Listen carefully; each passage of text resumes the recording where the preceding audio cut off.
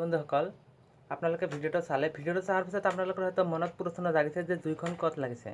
এই জুই লাগিছে যে সাউথ চালমাৰা মাইনকাছাৰ ডিষ্ট্ৰিক্টৰ সদৰ ঠাই হাটশিঙিমাৰীৰ মাজমজিয়াত, অৰ্থাৎ হাটশিঙিমাৰী ছুপাৰ মাৰ্কেট আছে, সেই ছুপাৰ মাৰ্কেটৰ পৰা মাত্ৰ 100 মিটাৰ আঁতৰত এই জুইখিনি লাগিছে। আৰু জুইখিনি এখন চাহ দোকানৰ পৰা লগা বুলি আমি গম পাইছোঁ, স্থানীয় ৰাইজে আমাক জানিবলৈ দিছে।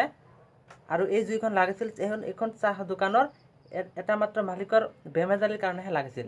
আৰু তাৰপিছত 4-5টা দোকানৰ লগতে আৰু সৰু সুৰা কেইবাটাও দোকান এই জুইত বিলীন হৈ গ'ল। অগ্নি নিৰ্বাপক বাহিনী আহিছিল যদিও ইমান সফলতা অৰ্জন কৰিব পৰা নাছিল, কিয়নো তেওঁলোকে ইয়াত আহি উপস্থিত হোৱাৰ আগতেই দোকানকেইটা জুইত যা গ'ল।